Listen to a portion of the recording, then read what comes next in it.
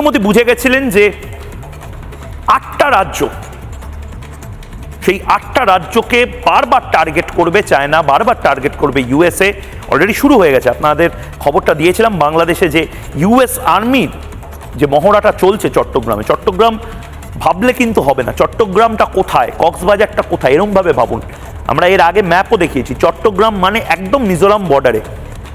এই মিজোরাম মণিপুর হয়ে যে অশান্তিগুলো লাগানোর চেষ্টা হচ্ছে, এগুলো আবার ভাবুন।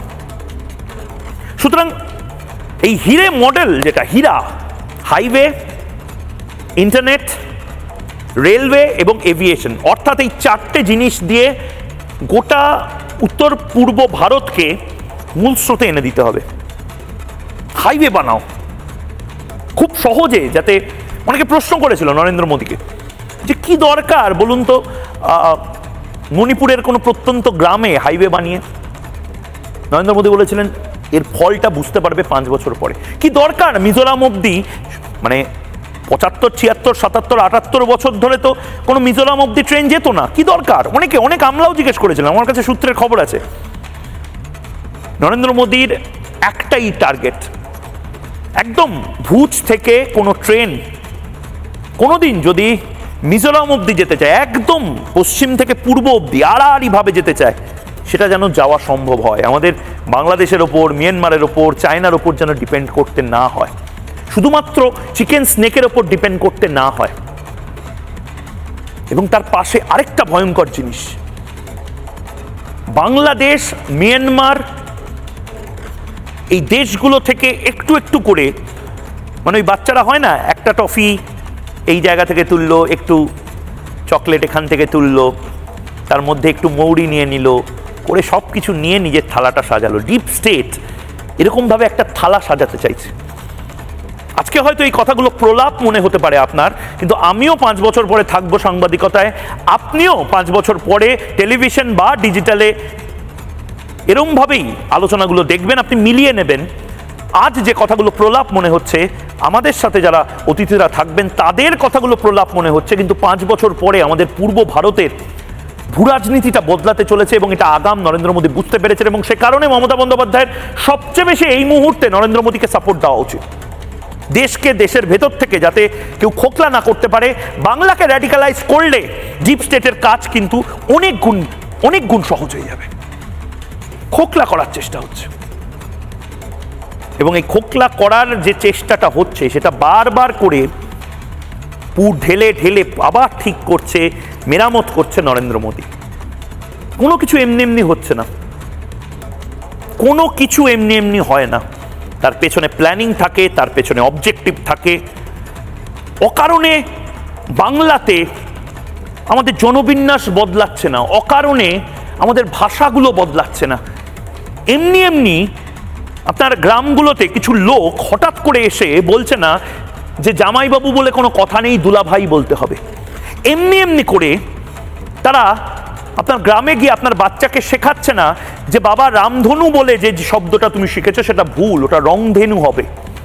এমনি এমনি করে যে পোশাক পরে, আমি সেই সমস্ত মানুষজনকে বলছি গ্রামের, যে পোশাক পরে এতদিন ধরে এই রূপাই সাজুর বাংলায়, এই গফুর চাচা, এই মাহেশ এবং মহেশের বাংলায়, শ্রী চৈতন্য দেবের বাংলায় এবং লালন ফকিরের বাংলায় যে পোশাক পরে আমি আপনি এতদিন ধরে ছিলাম, দেখবেন অদ্ভুতভাবে গ্রামে গ্রামে গিয়ে হঠাৎ করে বলা হচ্ছে আরে যে জিনিসগুলো পড়ছো সেগুলো ভুল, বাংলাদেশে দেখো, সিরিয়ার দিকে তাকাও, প্যালেস্টাইনের দিকে তাকাও। একটা ভয়ঙ্কর অবজেক্টিভ নিয়ে এগোচ্ছে। আপনি ভাবছেন হয়তো জাস্ট এমনি এমনি হচ্ছে, বিশ্বাস করুন এমনি এমনি কিচ্ছু হয় না। আমার কাজ আমি করে যাচ্ছি, আমি জানি না কতটা আপনাদের বোঝাতে পারবো।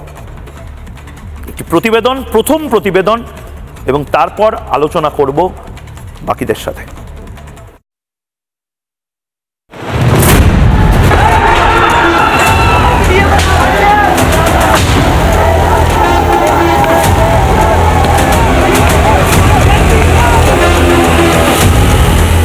এতদিন মনে করা হতো শুধু বোধহয় কাশ্মীর বা মুম্বাই হয়তো জঙ্গিদের চিরকালের টার্গেট।